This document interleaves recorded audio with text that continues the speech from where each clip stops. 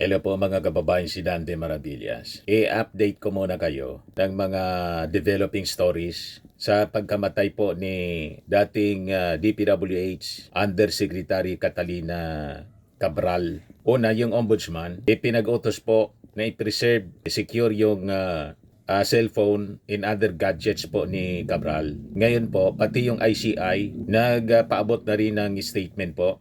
Ayan o. The Independent Commission for Infrastructure calls for investigation into the deaths of former DPWH Yusek Catalina Cabral to ensure that there's no foul play. Sabi ng ICI, Yusek Catalina Cabral was one of the central figures in the ongoing investigation of the anomalous government infrastructure projects. As the former Undersecretary for Planning, she was no doubt privy to vital information.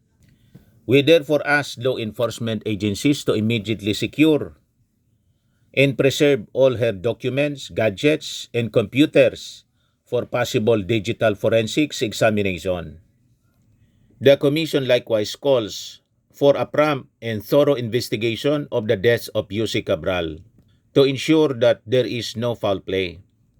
Should authorities determine one, it is possible that those responsible may also be connected to the anomalous infrastructure projects.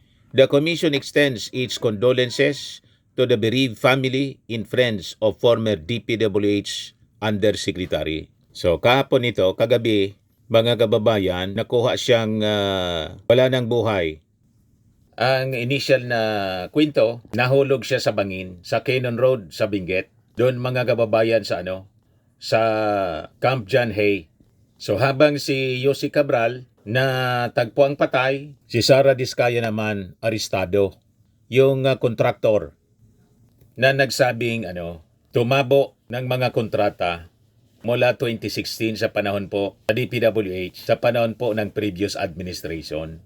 So sabi dito sa balita, ex-Undersecretary Catalina Cabral, hutag Pulong Duterte and 51 billion flood control scandal, found dead. So yun yung mga developing story ngayon, mga kababayan. So yan po, ang susubaybayan natin yung mga developments. Siguro yung magiging reaction ng Palasyo Malacanang dito sa nangyaring pagkamatay ni dating Yusek Catalina Cabral ng DPWH. But anyway, hindi yan yung ating topic ngayon. In-update ko lang kayo ng mga developing stories. Ang topic natin ngayon, itong balita dito sa Manila Times. Yan po. Sa press con na pinatawag po ng abogado ni Ramil Madriaga na si Attorney Raymond Palad, yung alleged bagman ni Sara Duterte. Sabi ni Attorney Palad, si Sara Duterte, 2 beses daw na bumisita doon sa detention cell ni Ramil Madriaga para pigilan ang expose laban sa kanya. Sabi dito mga kababayan sa report ng Manila Times, the apparent attempts to stop Ramil Madriaga from saying his piece before the proper authorities were made when the Vice President visited him twice sa kanyang detention cell sa Camp Bagong Diwa sa Bicutan, Taguig City, where he has been detained for kidnapping, sabi po ni Attorney Raymond Palad. Sa kanyang press conference kahapon, Palad revealed that when she visited him the first time at the Bureau of Jail Management and Penology, annexed to detention facility sa Bicutan, she allegedly promised him to work for the dismissal of his case. Si Madriaga kasi has been facing a kidnapping case before the Manila Regional Trial Court, which stemmed from the alleged abduction of 2 Chinese in 2022. Duterte allegedly made a second visit noong October 19, 2025, but she failed to meet Madriaga after he refused to talk to her, sabi po ni Palad. Parang ang sabi, nakahalata, medyo nakaramdam ng takot itong si Ramil Madriaga. Kaya hindi na hinarap si Sara Duterte nang bumisita sa kanyang detention cell. Palad also revealed that there were feelers from certain individuals who were talking to his family to persuade him to withhold his expose. Palad said, however, that it was Madriaga's own will that prompted him to come forward and tell all. In fact, sabi po ni Atty. Palad, yung kanyang kliyente has submitted a notarized affidavit and letter to the Ombudsman, Ombudsman Crispin Rimolya, asking him to initiate an investigation against the Vice President.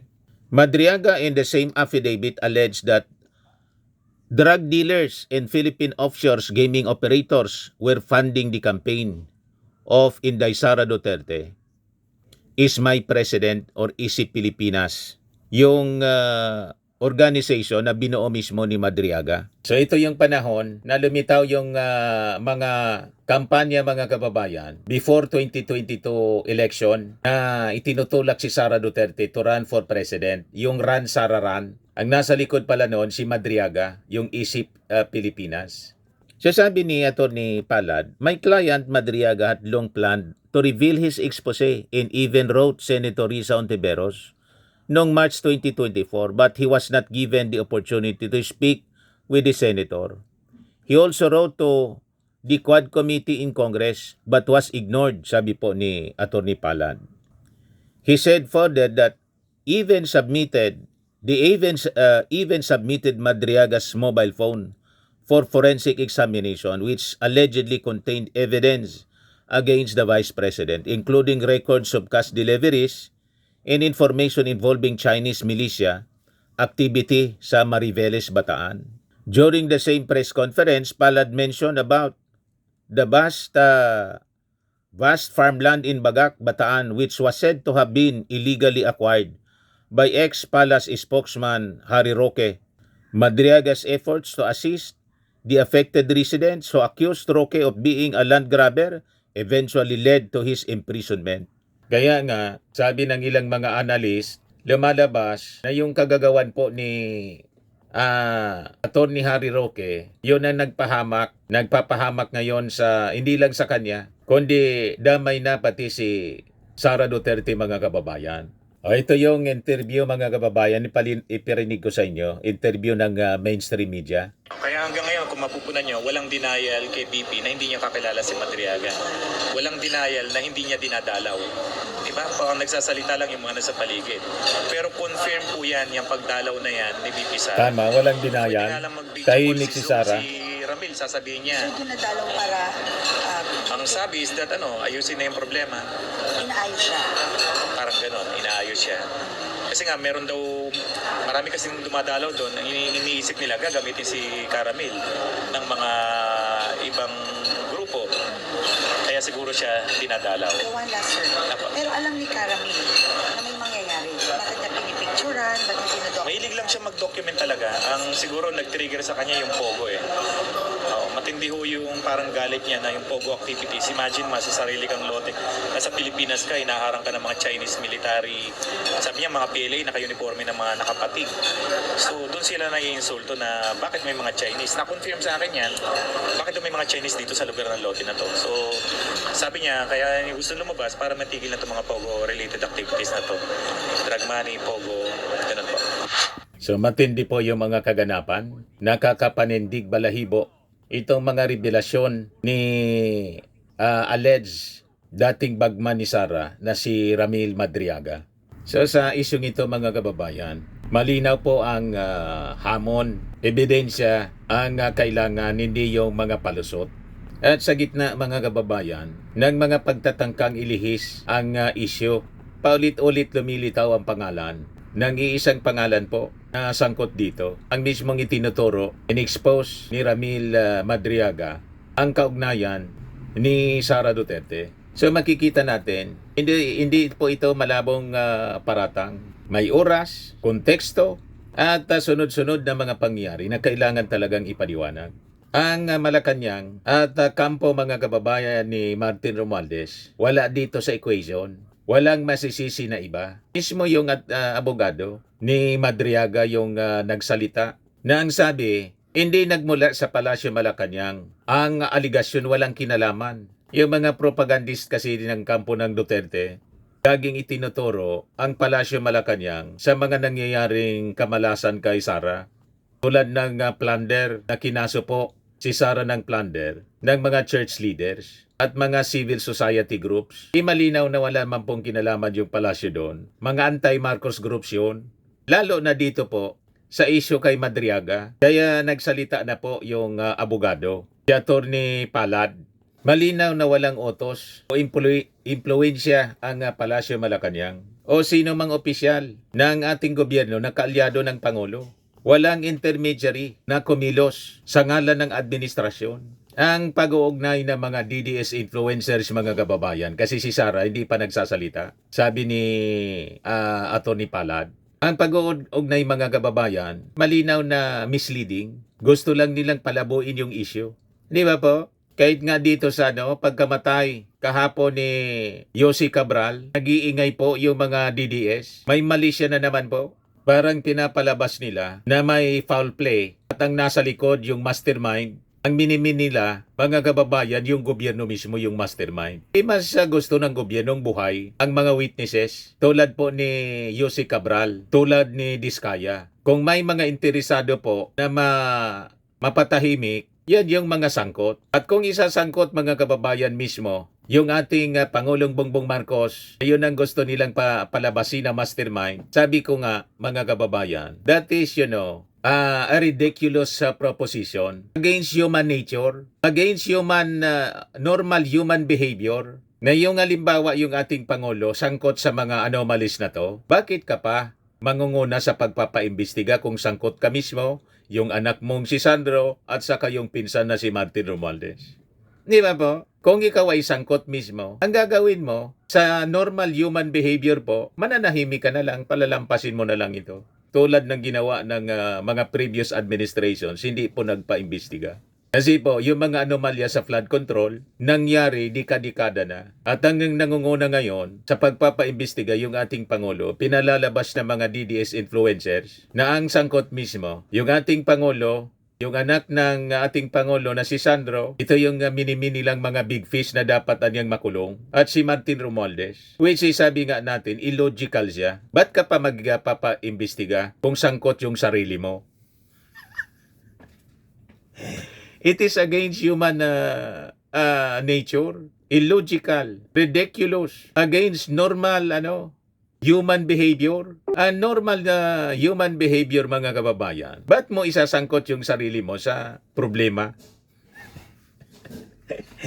Di ba ang natural tendency ng tao umiwas? Tulad ng mga sangkot ngayon, tumatakas po. Di ba? Kaya importante talagang maimbestiga ito ng malalim. Kaya yung ombudsman, pati yung ICI, pinapa-preserve agad-agad yung mga gadgets, cellphone. Sabi nga natin, pati yung sa driver dapat. Kasi kaduda-duda, kakaiba yung mga statements ng driver ni Yossi Cabral. But anyway, hindi yan yung dapat na topic natin. Dito tayo kay Sara Duterte sa naging affidavit ni Madriaga. Nabanggit lang natin kasi lagi nilang gustong isangkot yung Palasyo Malacanang pati rito. Malabo po, mismo na yung abogado ni Madriaga yung nagsabi.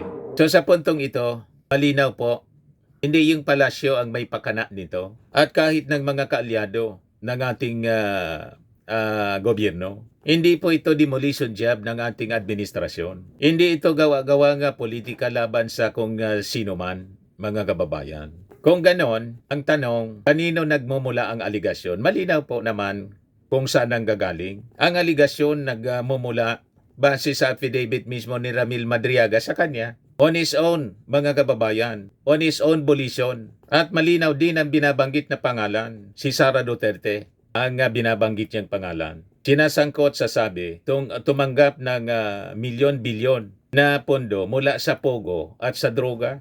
Base yan mismo sa affidavit ni Madriaga.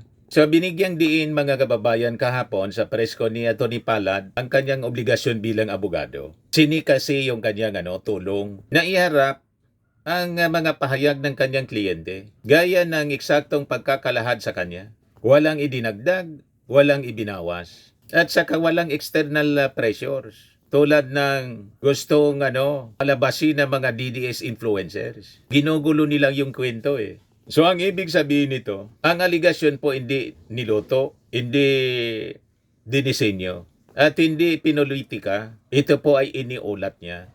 So ano yung critical na hakbang na dapat gawin? Katulad po na sinabi ni Attorney Palad, yung forensic examination. Forensic examination ng NBI. So upang tapusin yung mga espekulasyon, formal po na humingi kahapon ng tulong yung kampo ni Madriaga sa National Bureau of Investigation.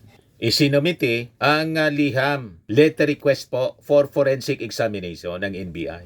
Sa klaw nito yung sinasabing mobile phones ni Madriaga na ang sabi naka-deposit, naka-safe keep sa RTC Manila. So kahapon tinanggap ng NBI yung letter request. So layunin po ng forensic examination na i-verify po yung timelines na binanggit po sa affidavit ni Madriaga. I-check siyempre yung mga messages doon sa cellphone. Tukuyin yung mga location na nabanggit ni Madriaga at i-reconstruct yung digital trail para magkaalaman kung tama yung mga sinabi doon sa affidavit o ng affidavit ni Madriaga. Yun ang importante po dito. So ito po yung yugto kung saan yung ebidensya yung magsasalita. Hindi yung mga haka-haka po. Kasi po, ang katotohanan, hindi po natatakot sa forensics examination. So ayon kay Attorney Palad, ang forensic examination ang magpapatunay o magpapabulaanan sa mga aligasyon. Tama po. Handa raw yung kanyang kliyente na sumunod sa anumang magiging resulta. So sa puntong ito mga kababayan, ang tanong hindi na komplikado po. Kung walang naganap, bakit wala pa pong paliwanag si Sara Duterte? Tahimik. Sa isyung ito si Sara Duterte. Kung walang itinatago, bakit wala man lang statement si Sara Duterte tungkol sa sinasabing forensic examination nitong mga gadget, mobile phone ni Madriaga? So, makikita natin sa mga developments ng balitang ito, I think papunta pa lang tayo sa exciting part ng kwento dito sa naging bombshell expose ni Ramil Madriaga. So, makikita ninyo mga kababayan sa mga kwento, sa dami ng mga akusasyon ng kampo ng mga Duterte kay Martin Romualdez, iisa lang po ang malinaw. Wala silang mahirap na solidong ebidensya. Puro lang sila pamumulitika, aka-aka, kwento, propaganda. Ito yung harapin ninyo, itong affidavit po ni napakabigat na expose ni Ramil Madriaga. So dito ninyo makikita po yung kaibahan ng dalawa. Si Martin Romualdez inaakusahan walang resibo. Si Sara Duterte, pinangalanan, iniugnay, at isinailalim sa forensic scrutiny. So, ultimately mga kababayan, makikita natin, hindi katotohanan ang tinatakpan ng politika, kundi ang politika ang ginagamit para takasan ang katotohanan. Di ba po malinaw, mga kababayan? Ulitin natin yung pahayag ng abogado, si Attorney Palad, abogado ni Ramil Madriaga. Kaya hanggang ngayon, kung mapupunan nyo, walang denial kay BP na hindi niya kakilala si Madriaga. Walang denial na hindi niya dinadalaw. Diba? Parang nagsasalita lang yung mga nasa paligid. Pero confirm po yan, yung pagdalaw na yan ni BP Sara. Kung pwede nga lang mag-video call si Ramil, Si Sara. niya. So, dinadalaw para Pinag-iisipan mabuti kung paano inaayos siya. dumipensa. Parang ganun, inaayos siya. Kasi nga, meron daw, marami kasi dumadalaw doon, iniisip nila gagamitin si Caramel ng mga ibang grupo. Kaya siguro siya dinadalaw. So, one last sir. Apo. Pero alam ni Caramel na may mangyayari. Bakit niya pinipicturan? Bakit niya dinadocument? Mahilig lang siya mag-document talaga. Ang siguro nag-trigger sa kanya yung Pogo eh. Matindi ho yung parang galit niya na yung Pogo activities. Imagine sa sarili kang lote. Nasa Pilipinas ka, hinaharang ka ng mga Chinese military. Sabi niya, mga PLA, naka-uniforme ng mga nakapatig. So, doon sila nai-insulto na bakit may mga Chinese. Na-confirm sa akin yan, bakit may mga Chinese dito sa lugar ng lote na to. So, sabi niya, kaya gusto lumabas para matigil na itong mga Pogo-related activities na to. Drug money, Pogo, ganun po. Matindi po. Sa mga naghanap ng malinis and spacious fitness gym, pumunta lang po kayo sa aming Colossal Fitness Gym. We also offer Grab Car Rental with our brand new 2023 model ng Toyota Innova. We also accept booking for those who are planning to travel via PAL, Cebu Pacific, and other airline companies, local and international, and bills payment for Meralco Bills, PLDT, Aleco Bills, etc. Ang Colossal Fitness Gym is located at 3rd floor Security Bank Building, Landco Business Park, Legazpi City, Albay. For inquiries, look for Chilon Maravillas. Contact number 0966-802-0949. Yan yung aming Innova. Lagi na pong matao sa amin. Pati mga foreigners po, tingnan ninyo. Mga British tourists sila. Ang lalaki ng katawan na, mga kababayan, nag-gym sa amin. Ito naman po, international. Ito mga mga European sila. Ito naman yung bago naming product na binibenta online, Eye Glow Serum. Whitening po siya galing sa South Korea. Tingnan ninyo yung epekto sa aking anak na architect entrepreneur, Riz Maravillas. For inquiries, look for Riz Maravillas on FB. Ito naman po yung Firmax Firming and Lifting Cream. Pinapahid po sa mga pulses and affected area. Mainam po ito sa mga pains at paninigas na mga kaso-kasuan. Ito po, Automax Radiant Serum. Sa mukha naman yung application. Anti-aging po siya. You will look 10 years younger than your age. Ito naman po yung bagong product naming binibenta online. I am worldwide amazing pure organic barley powdered drink mix from Australia. Mainam po ito sa mga cancer patients. Endorsed by cancer survivor, actress Maritone Fernandez. Mainam din po ito, siyempre, sa mga for cancer prevention. Sa mga inquiries, in orders po ninyo at sa gustong magnegosyo, kumontak na lang kayo sa aking anak na architect entrepreneur, Riz Maravillas. Sa mga mahilig naman po sa mga imported bags and wallets, dumiretso na lang kayo kay Ma'am Eileen Rosales. Eileen Closet po. Nakabase siya po sa Amerika. Sa mga mahilig naman po magpa-spa, dumiretso na lang po kayo. Try nyo po dito sa Pamper City by OMG, your luxury escape, located at Asiana City, Parañaque City, Metro Manila.